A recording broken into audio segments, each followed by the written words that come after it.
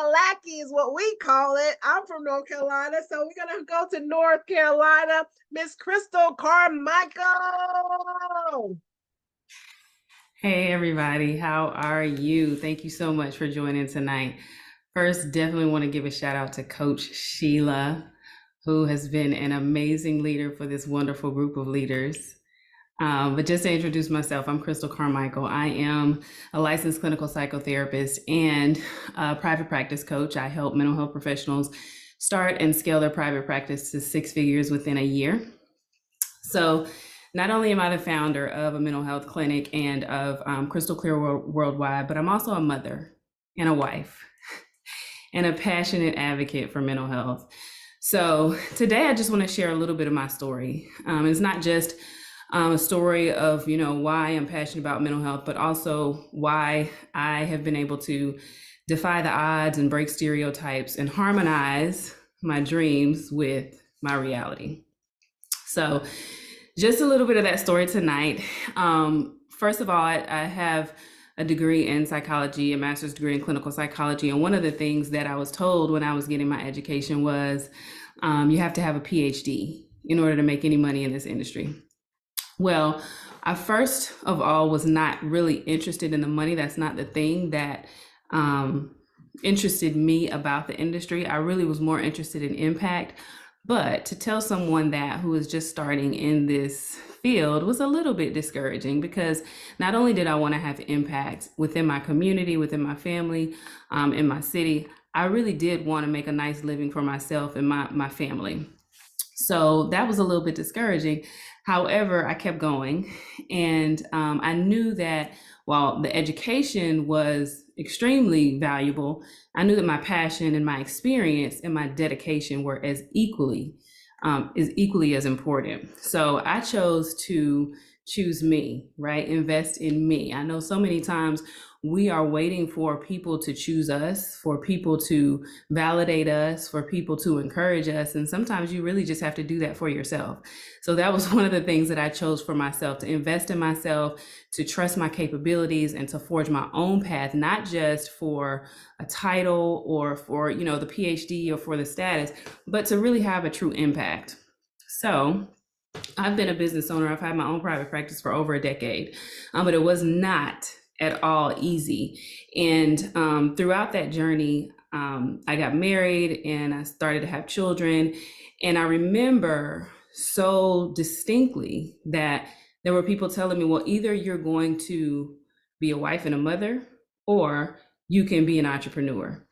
And I've always been one to forge my own path, but that was a little bit too much of a difficult decision to have to make, because again, I had dreams that I wanted to pursue, but I did not want to neglect my own passion for mental health. But I also wanted to start my own family, to have my own family, and to be able to be there for every important moment throughout their development, throughout, for me in my marriage, as well as for my children. So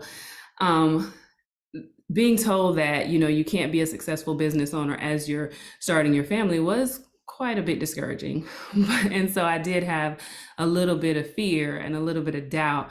But then I realized that it wasn't just about making a decision between a successful career and choosing my family. It was really about creating a balance, the balance that I wanted. And so that caused me to kind of redefine my definition of success.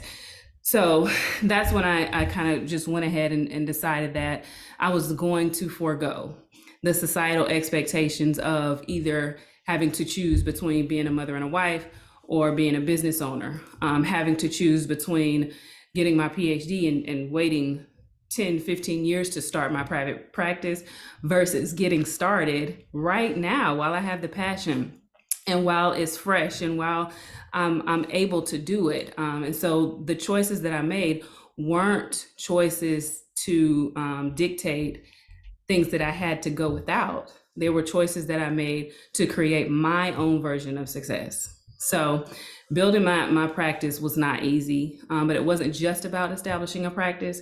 It was about creating a haven, a safe place for transformative mental health practices. Now, we know that our community is the least likely to seek out mental health services. And then when we do seek out mental health services, we're the most likely to be misdiagnosed, the least likely to seek services, the most likely to be misdiagnosed. All the reasons why it's very difficult for us to eliminate the stigma of mental health within our community. So, with my humble beginnings, I just went ahead and said, this is something that I'm passionate about. I'm going to go ahead and do it. I started with an extremely small, tiny little office in a lawyer's office that I really didn't know what the outcome was going to be. And I just started seeing individual clients. As before I actually started seeing individual clients, when I started my practice, I hadn't even gotten my license yet. Most people don't know that you can start your private practice without being licensed. So when I started my practice, I myself wasn't licensed, but I hired individuals that were. So I had the business sense to go ahead and get started to create the atmosphere to start to see some of those effective practices put in place. I had the leadership skills to lead the therapists that were already licensed, but I myself was not licensed yet. So I leveraged my business sense to hire those people. And throughout that time when I was running my practice and overseeing the therapists that were licensed, I was then also getting my clinical hours so that I could work towards my own license. And I did that because, one, I didn't have to provide the service. I could have been just the business owner overseeing the services, but I knew I still wanted to have that individual impact as a psychotherapist. So I pursued my license as I was running the business, as I was leading other therapists, creating that space for mental health, for transformation. So that took a lot of trial and error. It took a lot of mistakes. It took a lot of time wasted, money wasted, but it was all worth it, because before I could even really get my feet wet being licensed, my agency was one of the most well known in the Carolinas. I was getting more referrals than I really could handle. And so it was so much worth. It was so well worth the sacrifice that I had to make to drown out the voices that were telling me that I had to choose this or that. I had to be a wife and a mother or a business owner. I had to make sure I got my PhD before even starting my practice, because I knew that there were people that were waiting for someone that looked like me to be able to reach out and access effective mental health services. So as I navigated my journey as a business owner, my roles as a mother and a wife, they weren't just parallel paths, but they were integral paths for my story, balancing all the things that come with having small children, client sessions, family dinners, family vacations. I had to learn the art of time management, the power of setting priorities. And so when I think about who I want to help now, it's not just individuals who struggle with mental health challenges, but it's also mothers and wives that struggle, who want to start a business, particularly in the mental health field, but also need to understand that it can be done while you are a mother, while you are a wife, or whatever other role you play. You don't have to sacrifice one for the other. You can do both. You can have it all, and you can balance it all and still maintain your own mental health. So that's not something that was really emphasized when I started my journey. And so that's the person that I want to be for other people, the one that I didn't have when I was starting. So I learned so much throughout the journey. I learned a lot. I made a lot of mistakes. I wasted a lot of time and money, but I know there was a reason for that. And I did that to sacrifice for the people that are coming behind me that want to know how to do it, so I could teach them how to do it without making the same mistakes that I did. So I say all that to say every challenge was a lesson. Every challenge was an opportunity. I learned so much about myself and my own strength and my own resilience. I learned the beauty of compromise, the impact that you can have just simply by having empathy for people. My journey taught me about what real success is. And it's not just about how much money you can make.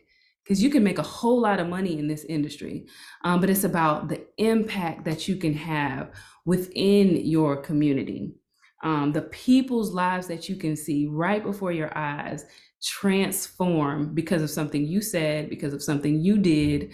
That is the true definition of real success for me. And being able to do that while being present for your family, that's everything. That's everything.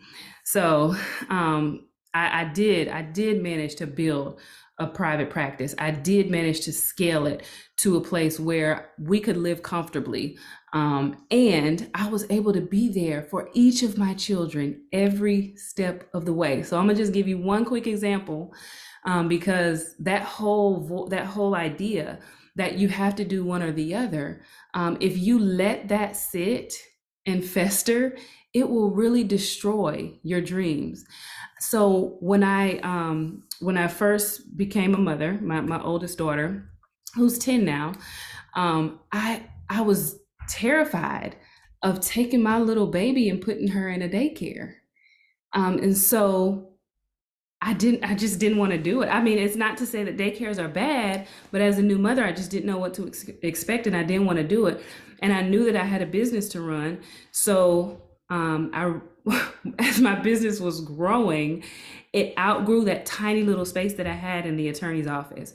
So I ended up leasing the whole top floor of a building, and I turned one of those office spaces into a nursery. And I hired a private nanny to come in to be with my daughter for the first 3 years. And that eliminated so much stress for me. And I would not have been able to do that at a 9-to-5 job. I would not have been able to do that if I did not pursue my own dreams. And so I was able to nurse my daughter when I needed to. I was able to take breaks. I was able to do all the things I needed to do because she was right there.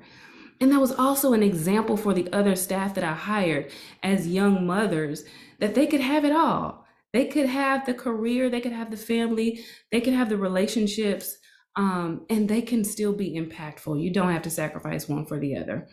So in conclusion, I just want to leave you with this one thought. Our dreams and our responsibilities, they don't have to be at war with each other. Like, you can have passion, you can persevere, and with a little bit of planning, just a little bit of planning, all of those things can harmonize beautifully. So I just want to thank you for allowing me to share my journey with you. I hope that you find the melody in your own life's symphony. And so what I've decided to do with my story is to share it. And this is one of the things that Coach Sheila, this group, this 30 Day Lives Challenge, 30 Days Live Challenge has allowed me to do, because I was so comfortable in my bubble, helping the people that I normally help. I wasn't gonna go live. I just wasn't. And so Sheila, who I had the pleasure of calling my friend, but has now also become my coach, has created this opportunity for me to share my story and help even more people. And so the other thing I've decided to do with my story is to challenge other women to come along this journey with me. And so I've started a few things. One being the Clinic Creator Intensive that will be starting on January 31st. And that is a coaching program that I walk you through the entire process to start your private practice and scale it to 6 figures within a year. So it starts on January 31st. And if you want an opportunity to participate in that, you can go to workwithcoachcristal.com and schedule a strategy session, or you can join our Facebook group. It is called Mental Health Moguls. And or you can just go to my website just to learn a little bit more about me. It's christalcarmichael.com. And there you can find a whole lot of information about who I am and what I do and what started this whole movement. But just want to say thank you. This has been amazing.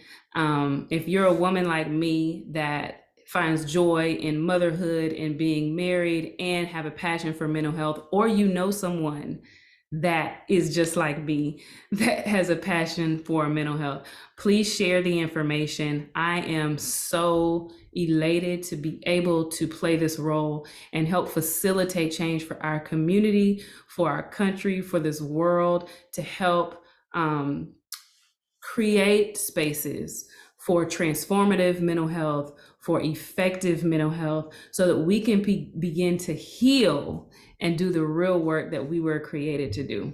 So thank you all so much for joining and listening. Thank you, Coach. Thank you to the entire group. Saini was my partner and she is amazing. So shout out to her. And I'm just excited because it's just the beginning. Period. Yes, that's the beginning. Listen, you said you can have it all. Listen, did you ever see that person who said you couldn't? You had. See, I'm being petty. Did you ever see the person that said you couldn't open a private practice? You had to get your degree. What tell them? Like, look at me now. What? See, I would have been petty. See, that's why I'm not in that position. But congratulations to you for being resilient. Oh my gosh, I love the fact that you know, it wasn't like and or. You could either have a practice or have a family. You was like, no, it ain't no or. It's and I'm gonna make it work. And now I'm gonna help other people and show them how they can do it and scale over 6 figures in a short amount of time. Girl, hush, you was a bad mama jamma. I love it. Thank you for taking the challenge. Thank you. Oh my gosh. Oh my gosh. That is okay. January 31st. Sign up if you don't know. If you're, listen, tell somebody they need to sign up for this program and follow Christal Carmichael. Thank you for your story. It helps so many people, even the point where you said our population is less likely to seek the service, but most likely to be misdiagnosed. And the speaker before you, Carla Lewis, was basically an example of what you just said. She was misdiagnosed. So we have to really pour into our community and educate and show them how important it is to seek mental health and seek professional help as well. So thank you very much for all that you do and for sharing your story. I'm so excited. It's just the beginning. Let's go, people. Woo, woo, woo. All right, all right. So we have another speaker who is from the DMV. We have Mr. Paul McFarland. Come on to the stage. Let's go. Blessings and salutations to the rebels and creators. That's my thing. That's how we go. My name is Paul McFarland. I born in DC, raised in the DMV in the Montgomery County, Silver Spring area, and I am now in Baltimore City. I got here. I was introduced to this challenge by my friend Jennifer Hogue. So we went to high school together.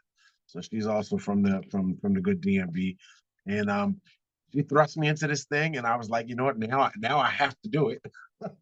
I have to do it. I didn't want to let her down. So I made sure there were certainly days that I didn't feel like I had alive in me, but I went ahead and did it anyway. Because first of all, I already saw Miss Sheila calling people to the head of the class, so I didn't want that to be me. And then I didn't want to let Jennifer down either, so I didn't miss a beat, and I did go ahead and bang those out. So anyway, with my intro, you might have noticed the rebels and the creators thing. So I'm an artist. I'm a martial artist. So what is art? The good folks at Google, they tell us that art is the expression or the application of human creative skill and imagination. In terms of martial arts, Bruce Lee said that martial arts is honestly expressing yourself. So you can see that there's a sort of relationship there. As far as me as the individual, I'm the oldest of four. I was adopted, so I didn't actually know that until later, but we'll get to that part. And then what is rebellion? Rebellion is again, from the good folks at Google, an act of violence or open resistance to an established government or ruler. So I feel like I've always been a rebel by nature. The heroes that I gravitated to super early in life, Spider-Man, with great power comes great responsibility, and Luke Skywalker is literally leading a rebellion. Bruce Lee is defending the little guy. And then when I was about 5 or 6 years old, I stumbled upon a comic book of Harriet Tubman. And so, she's from Maryland too. So that instantly was sort of resonating. And then I hadn't seen, I mean, I'm talking 5 or 6 years old. I hadn't seen anybody.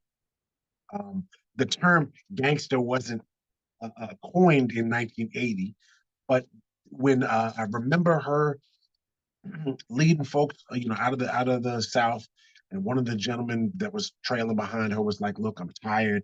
I'm just going to go back," and she pulled the she pulled the revolver on him and like, "You're going to march forward, sir, or that's it for you." And it just blew my mind, the tenacity and the strength and just the iron will. And those are the kinds of people that just I really resonated with those kinds of people and those kinds of causes. So just me as an individual, again, I mean, matter of fact, Nat Turner was a little bit later in my life, but a huge hero of mine. And incidentally, Nat Turner's insurrection was August 21st, 1831, which fell on a Sunday. If you fast forward 144 years later, on August 21st, 1975, I was born, also on a Sunday. So whether there's a cosmic relevance there or it just is there in my mind in terms of being important to me, that theme of being a rebel, being somebody that goes against the grain, um, that's how I have been, and that's who I've always been. I mean, I never liked bullies. I some of the first physical altercations I have ever had in my life were with people that I perceived to be bullies. So um, I've always been a person that tries to stand on his ground in terms of stands up for his convictions and his beliefs. And I say all that to say, um, I am, like I said, a martial artist. I'm an artist. I'm an instructor and a personal trainer. I'm a full-time single dad. I was also adopted. So my first son, Sheer, was my first blood relative I've ever known in my life. So I think all of those things, the combination of the culmination of all of the things that I just told you guys, it really helps fuel my desire, my passion, as I like to try to help other people build confidence and strength and conditioning and a sense of accomplishment through their training. Um, Success breeds success. So among my experiences, I also went through about 10 years of physical, mental, emotional, and financial abuse and a lot of gaslighting. Um, that I'm telling you, there's a book there unto itself. What actually really helped ground me and act as an anchor through those 10 years and through all of that dysfunction was the self-belief and the self-assurance that was based in reality, was based on my own self-development and my personal accomplishments. Being an artist and being a martial artist, those are both kind of soloist pursuits. It's not necessarily a team endeavor. Um, so you're going through sort of these chapters in life of your development, and you're gaining confidence through your trial and error and through the accumulated information and skill development that you're putting the work in yourself. So it's difficult for someone to gaslight you and tell you what you aren't when you have proof based upon the work you've put in that you know who you are. So any of those moments where I feel like you are you're low and you're doubting, you can reflect upon your own success and your own accomplishments and your own triumphs and remind yourself who you actually are. So I like to do that exact thing when it comes to training other people. Success breeds success. So when you're talking about martial arts, certainly in our system, it's a belt progressive system. Um, your path is kind of laid out there for you. So as you notch up each level, you progress to another belt. The belts in of themselves, they're not magic. It's just a cloth that's dyed a specific color, but they are representative of all of the effort you've put in up to that point. Um, so during that 10-year journey that I was talking about, I I had what at best was like an epiphany, all right, and at very least, it was a realization and acknowledgement to myself of what my purpose actually is, and I kind of went back to some childhood experiences and doing some of that self inventory and reflection and whatnot, and I realized like my purpose in life, one of the integral parts of my being is to help free people and unlock their potential to create new masters of self. So there's a saying in martial arts that, your goal is not to be a master with a whole bunch of students. You want to create new masters. You want to create new teachers. And that's really kind of the hallmark of somebody that's doing what they're supposed to be doing. It's not supposed to be self-service in terms of your ego. And you can boast that you've got 500, 1,000 students. I mean, it's really more about the quality versus the quantity.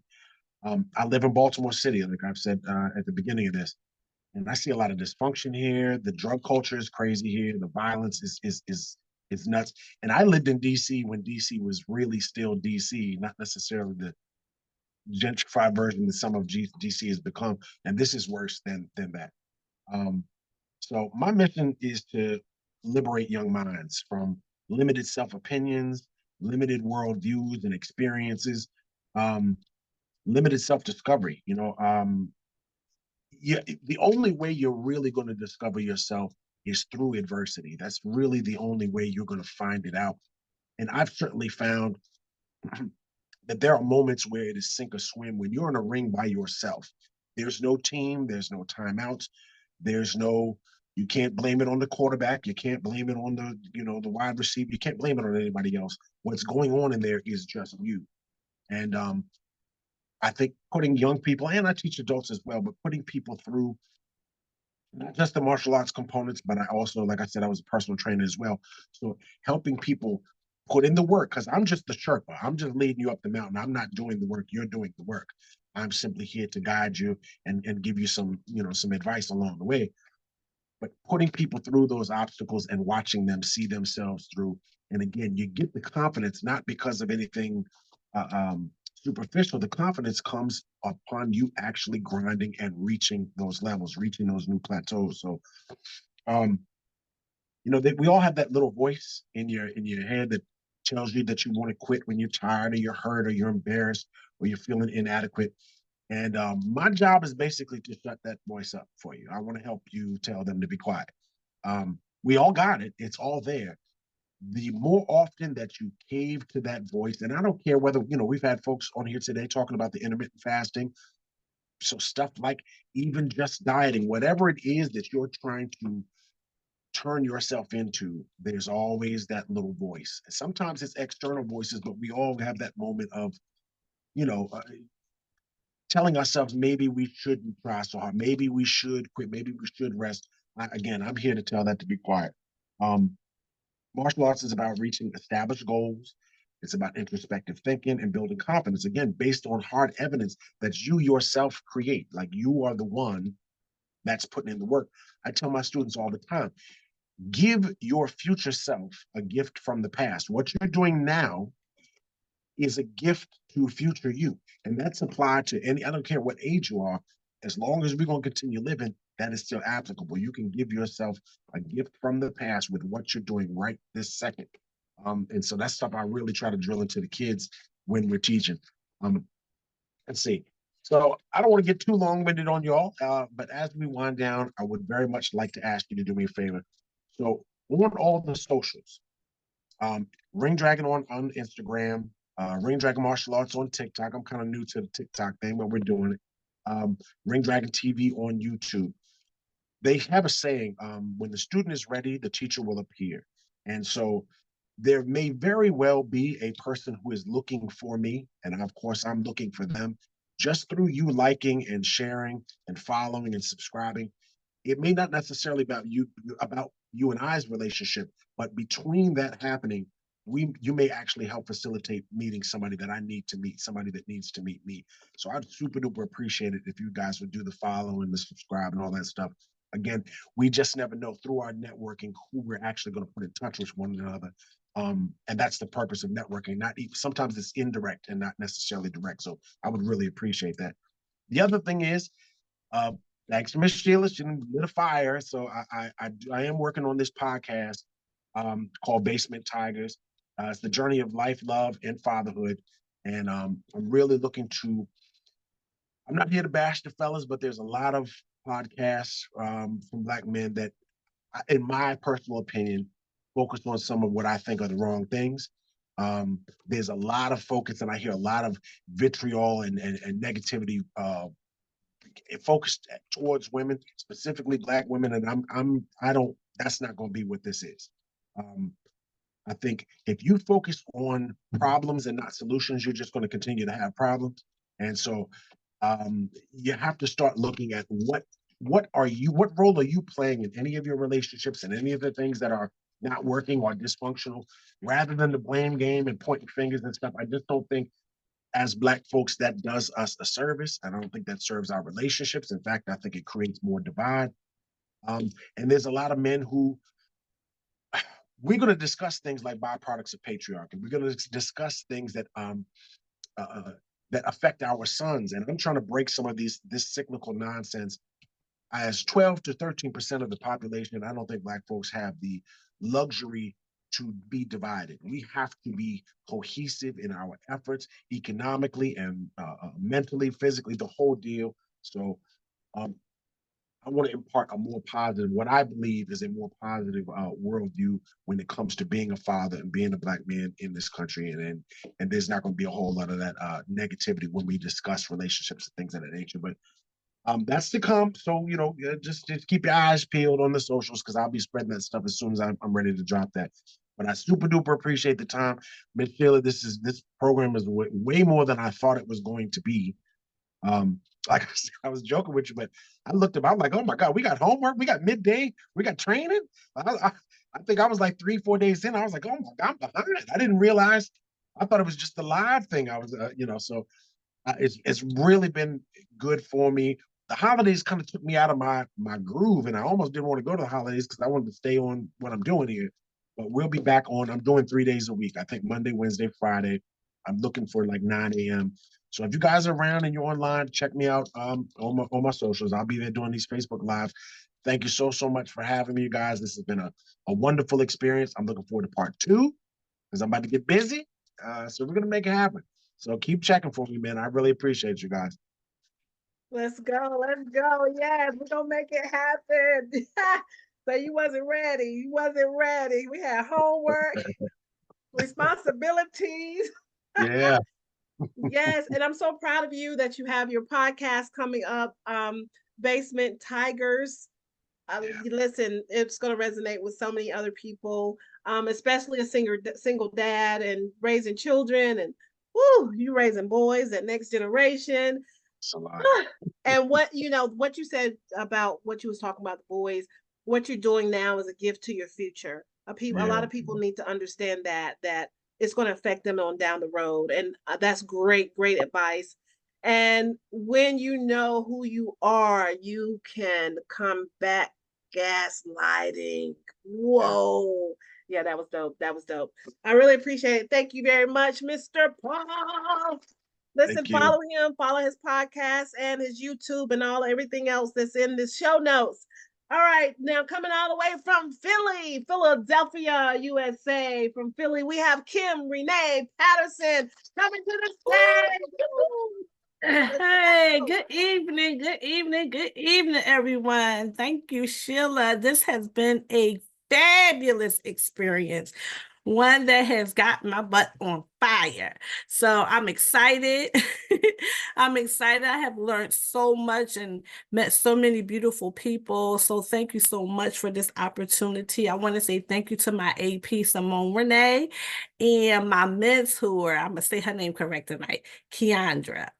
I want to thank you for your support and for your feedback and all of those things. So my name is Kimrenee Patterson, and I am your child care profitability coach. But not only am I that, I am a mom. I'm a mom of 2. I'm a mom of an adult with special needs. I'm an author, an educator, and I'm an ECEpreneur. Now, many people ask me, well, Kimrenee, what is an ECEpreneur? I am an early childhood educator, entrepreneur.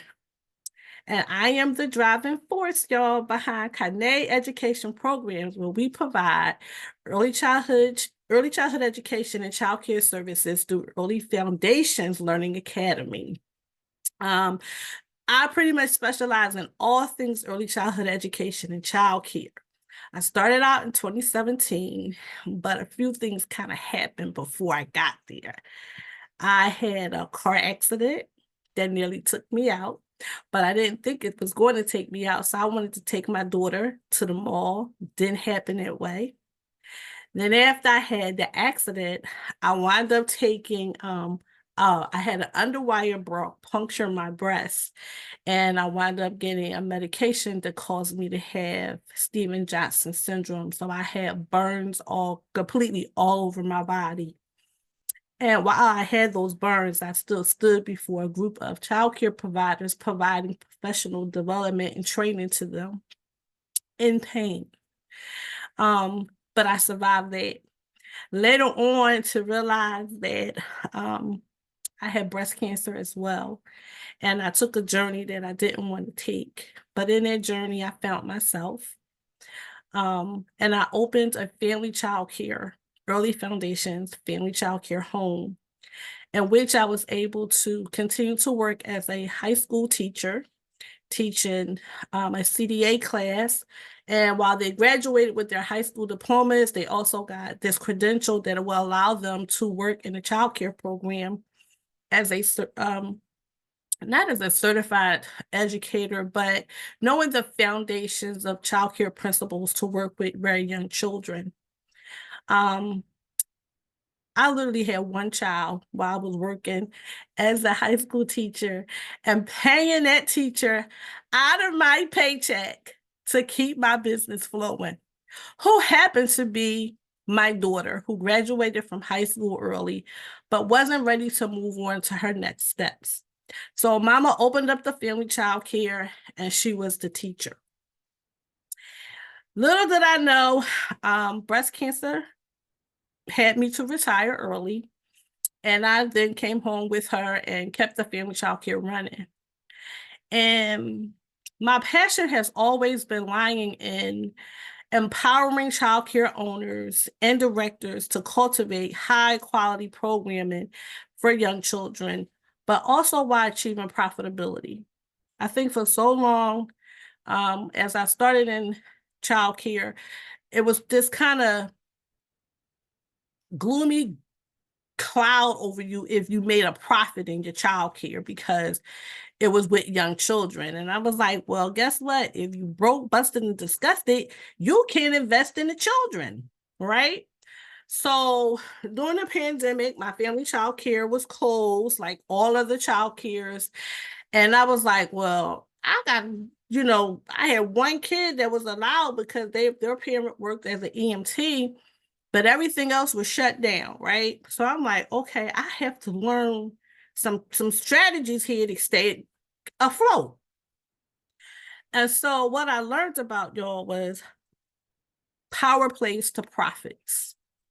And profits is more than what we think it is. A lot of people say you have a child care program because you look at the kids and you see dollars. I look at the children and I see a future. And so because I saw a future, I took these power plays and I turned profits into an acronym that will help childcare business owners and directors create an environment where children would thrive and learn while being profitable. So I call it power plays to profits, transforming your early learning business to sustainable success. And it's an ebook. And so what I want to dive into tonight is this right here. In the world of early childhood education, y'all, we all know the immense power that we wield, right? We have power to shape the minds of young people, to create and nurture creativity, and to really lay a foundation for their lifelong learning. But do we recognize the power that we have in our own businesses? We don't take the time to see that. I really want to address the elephant in the room. Running a childcare business is incredibly challenging. It is very difficult. We often struggle between providing high quality, which we know is an investment, and managing the financial aspect of it. So let me introduce you to this paradigm, a shift in your mindset. Profits is not just an acronym. It stands for something. It stands for this: program quality and best practices, retaining talented staff, and recruiting talented staff. Outreach and marketing, financial management, technology, innovative approaches to curriculum, and strong partnerships with families and stakeholders, right? It's not a clever acronym. It's a roadmap to success. And so during the pandemic, I literally implemented this acronym intentionally and on purpose. And it was difficult because I literally had to shift all the negative things that I heard about childcare parents, staff, business owners, and stakeholders. I had to just dump it in the trash can and say, I'm gonna shift my mindset because I can do this. And so what I done, I started with that first P. I said, listen here. I need to aim to provide top-notch education and care for all children coming through my program. And I need to make sure that we're implementing best practices, not cookie cutter, but best practices, really diving deep with the theory of child development principles and evidence-based practices. But I needed to make sure there was a good fit for my children and families that I'm servicing, right? So that's the P. Then I got down to retaining and recruiting talented staff. Listen here. It is the heart of any child care program. It's the staff. It's your team, not just your staff. Staff is so traditional. I'm talking about your team, We gotta dive into strategies for really attracting and retaining the best talent. And it doesn't just take a competitive wage to do that. Educators and caregivers are really the backbone to any of our programs. And so recruiting the best staff means making sure that you set up and you investing in their growth in your program. But then there's the outreach and marketing. Your community and your ideal client needs to know about your excellence. How are you getting them to know where your excellence is at? So effective outreach and marketing helps you to stand out from all the other child cares, right? Because there are a lot of them around. Who is your ideal client? You can't just continue to take in people that are just walking by or driving by. You got to be intentional about who your client is, right? And where are they at so that you can market and reach them, making sure that your program is accessible to them. And then here's the piece. Ready for it? The financial management, y'all. We struggle with that the most. Profit is not a dirty word. But in childcare, we're kind of frowned upon if you say, oh, I scale 6 figures in revenue, but baby, how about I also made 6 figures in profits. My business is profitable. It is nothing wrong with being profitable in your childcare business. We got to get rid of the myth of thinking that it's something wrong with it. Let me tell you, I was profitable. And you know what I was able to do this year when my children graduated from my closing ceremony at our pre-K program? I was able to invest $15,000 to send them to kindergarten at a private academic school and a Catholic school because I was profitable. I was able to make an impact in my community by sending those 2 children to private academic schools to keep the foundation of early childhood education growing in my community for our children. So it's important for us to be profitable. I adopted some sound financial practices. I became a profit-first professional, and I understood how to use my profit to make my business financially stable, sustainable, and profitable. No longer did I have to wait for grants to come to help me make sure that I had the state-of-the-art curriculum to put in front of my children and the technology that they were so deserving of. And next, the I, innovative approaches to curriculum. It's important. How are we able to make the investment of making sure that our children have high quality curriculum that's developmentally age appropriate in the classroom? If we're broke, busted, and disgusted, we can't. We need to make sure that we're exploring innovative ideas for our children. They're counting on us. Staying up to date with innovative teaching methods. It's important. We know there's 12 different learning styles. The professional development and training that comes along with that costs money. The T, technology. We're in a digital world. We're in a digital age. We need to harness technology. We need to make sure that our children are not just texting and using technology for non-educational purposes. Just because they can pick up a cell phone and watch Gracie's Corner, which I happen to love, we need to make sure that when they get technology in their hands, they're using it for growth, personal growth, and soon to be that professional growth.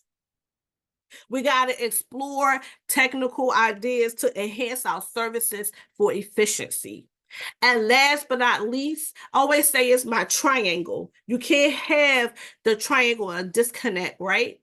Strong partnerships and with families and stakeholders. Building solid relationships with your families are going to help propel you into your next level for your childcare. Listen, community stakeholders, knowing who your councilmen or your state representatives are.